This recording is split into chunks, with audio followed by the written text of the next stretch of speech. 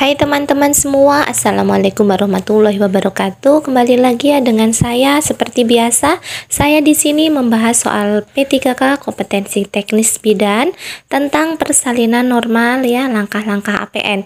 Oke, langsung ya kita ke soal dan pembahasan. Baik teman-teman, kita ke soal yang pertama ya. Seorang perempuan berusia 26 tahun, G2P1A0, mengatakan hamil 9 bulan, datang ke BPM ingin melahirkan. Hasil observasi terakhir janin tunggal hidup intrauterin, letak kepala. Denyut jantung janin 136 kali per menit, ketuban negatif, dan pembukaan serviks sudah lengkap ya teman-teman. Bidan memimpin meneran selama 20 menit dan bayi lahir secara spontan menangis kuat. Tindakan selanjutnya yang tepat dilakukan bidan sesuai kasus tersebut adalah A. Lakukan inisiasi menyusui dini atau IMD. B. Lakukan pemeriksaan TTV. C. Lakukan pemeriksaan antropometri. D. Periksa perut ibu untuk memastikan janin tunggal. Atau E. Keringkan bayi dan posisikan tubuh bayi di atas perut ibu. Oke teman-teman, kira-kira jawabannya yang mana ya? Nah, kita analisis dulu pertanyaannya ya. Sebenarnya kita dalam mengerjakan soal ujian, kita langsung ke pertanyaannya dulu ya sebenarnya teman-teman. Nah, ini yang ditanyakan tindakan selanjutnya yang tepat ya. Walaupun di sini dijelaskan seperti hasil observasi terakhir janin tunggal hidup intrauterin, letak kepala di CC ya, ketuban negatif dan pembukaan serviks lengkap ya. Padahal di sini sudah 20 menit dan bayi sudah lahir ya secara spontan. Nah, terus setelah bayi lahir secara spontan, apa nih teman-teman yang kita lakukan?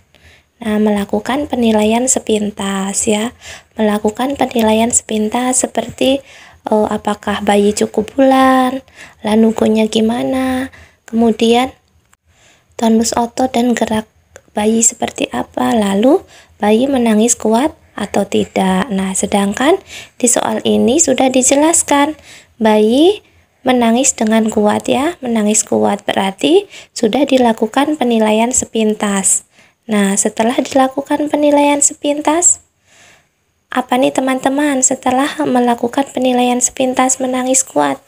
Nah, langsung kita keringkan bayi dan posisikan tubuh bayi di atas perut ibu ya teman-teman ya. Paham ya teman-teman untuk soal nomor 1. Soal nomor 2 ya teman-teman, seorang perempuan berusia 23 tahun baru saja melahirkan anak pertama di BPM dengan spontan dan bayi menangis kuat pukul 5. Klien mengatakan perutnya terasa mulas, hasil pemeriksaan menunjukkan kontraksi uterus baik, TFU setinggi pusat dan plasenta lahir pukul 5:10. Tindakan selanjutnya yang tepat yang dilakukan oleh bidan sesuai dengan kasus tersebut adalah A. Memeriksa laserasi jalan lahir. B. Memeriksa kelengkapan plasenta. C. Mengevaluasi ya teman-teman, maaf ini bukan mengestimasi tapi mengevaluasi jumlah perdarahan. D. Memasase uterus selama 15 detik. Atau E. Meletakkan plasenta pada tempatnya. Oke teman-teman, kita seperti biasa ya menganalisis dulu soal ya. Di sini yang ditanyakan adalah tindakan selanjutnya. Nah, di sini kontraksi uterus baik. Kemudian plasenta lahir pukul 5:10 ya, plasenta sudah lahir. Lalu di sini TFU setinggi pusat ya, setinggi pusat. Teman-teman jangan menjawab yang dia memasase uterus selama 15 detik. Kenapa? Karena di dalam soal sudah dijelaskan bahwa kontraksi uterus baik. Berarti kita sudah melakukan pemeriksaan kontraksi ya. kita sudah melakukan pemeriksaan kontraksi dan sudah memasase uterus ya, sehingga hasil kontraksi uterus adalah baik. Setelah itu apa teman-teman? Kita memeriksa laserasi jalan lahir ya. Jadi jawaban yang tepat adalah yang A, memeriksa laserasi jalan lahir. Apakah derajat 1 atau 2 ya? Kalau seandainya memang membutuhkan atau perdarahan aktif dari laserasi, bisa dilakukan penjahitan ya teman-teman. Lalu setelah dilakukan penjahitan atau perdarahan masih aktif nih teman-teman, apa yang harus kita lakukan?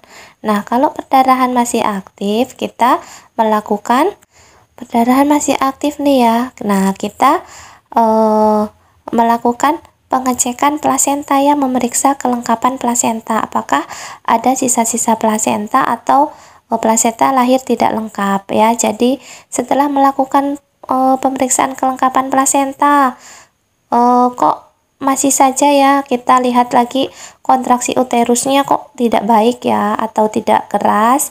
Nah, baru kita melakukan pemeriksaan kandung kemih ya, karena kalau seandainya kandung kemih penuh, itu bisa menghambat kontraksi uterus. Nah, dan dapat menyebabkan perdarahan keluar lebih banyak ya teman-teman. Jadi kita harus melakukan kateterisasi atau pengeluaran air kencing. Paham ya teman-teman? Soal selanjutnya.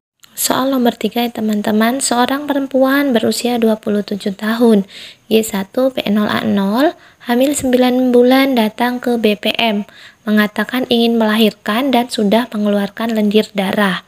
Hasil pemeriksaan menunjukkan tekanan darah 120/80, nadi 84 kali per menit, dan denyut jantung janin 136 kali per menit. Hasil pemeriksaan dalam menunjukkan pembukaan sudah 10 cm dan ketubannya negatif. Kontraksi 4 kali dalam 10 menit, lamanya 40 detik. Tindakan selanjutnya yang tepat dilakukan bidan sesuai dengan kasus tersebut adalah: A. Memantau denyut jantung janin setiap 30 menit. B. Menganjurkan ibu untuk jalan-jalan. C. Menganjurkan ibu untuk tidur miring ke kiri. D. Menganjurkan ibu meneran saat ada kontraksi. Atau E. Mengobservasi kontraksi setiap 30 menit.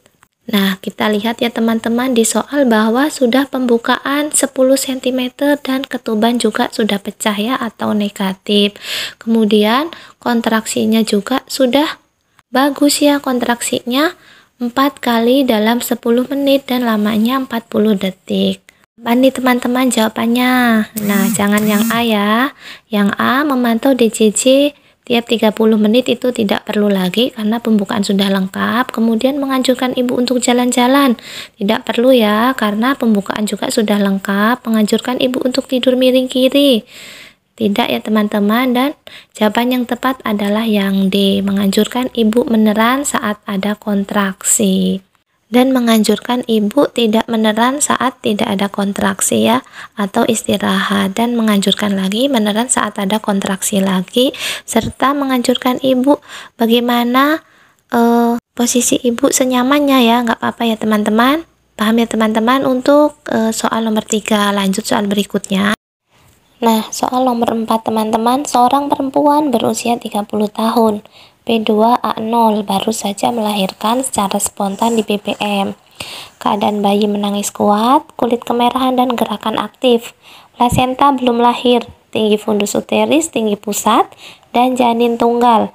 Tindakan selanjutnya yang tepat dilakukan bidan sesuai dengan kasus tersebut adalah, kira-kira mana nih teman-teman? Nah, di sini sudah ditanyakan bahwa plasenta belum lahir ya, plasenta belum lahir.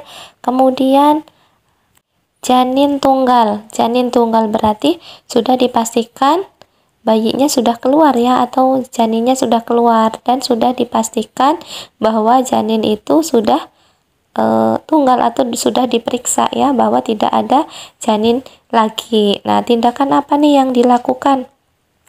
Apa nih teman-teman jawabannya? Jawaban yang tepat yaitu yang A ya, injeksi oksitosin. Karena di sini sudah dipastikan bahwa setelah bayi lahir dan sebelum diinjeksi oksitosin sudah dilakukan pemeriksaan janinnya tunggal. Jadi tidak perlu lagi memastikan janin tunggal ya, karena di soal sudah dijelaskan bahwa janin sudah tunggal ya. Kemudian setelah injeksi oksitosin baru kita menunggu adanya tanda-tanda pengeluaran plasenta. Lalu kita bisa melakukan peregangan tali pusat terkendali ya. Setelah itu apa? Setelah melakukan peregangan tali pusat terkendali, plasenta sudah lahir ya, melahirkan plasenta, baru melakukan masase fundus uteri ya. Paham teman-teman? Untuk soal nomor 4, kita lanjut soal berikutnya. Oke teman-teman, soal kelima ya. Seorang perempuan berusia 30 tahun, G2P1A0, hamil 9 bulan, datang ke BPM mengeluh perut kencang semakin sering dan terasa ingin BAB. Hasil pemeriksaan dalam menunjukkan pembukaan 10 cm, molase atau penyusupan 0, kantung ketuban masih positif, denyut jantung janin 134 kali per menit, his 5 kali dalam 10 menit, lamanya 45 detik ya. Rencana asuhan yang tepat sesuai dengan kasus tersebut adalah apa nih teman-teman kira-kira? Nah, di soal sudah dijelaskan bahwa yang perlu kita garis bawahi adalah ketubannya masih positif ya teman-teman. Jadi kita harus memecahkan kantung ketuban dulu, jadi dengan cara amniotomi. Jawaban yang tepat adalah amniotomi. Oke teman-teman, sekian dulu ya, sampai jumpa di video-video saya selanjutnya. Dan untuk teman-teman yang ingin menambah referensi belajar dalam menghadapi tes P3K tahun ini dan yang memerlukan latihan soal dalam bentuk PDF, bisa komen di kolom komentar. Akan saya beri secara gratis ya teman-teman. Semoga bermanfaat. Wassalamualaikum warahmatullahi wabarakatuh. Selamat berjuang.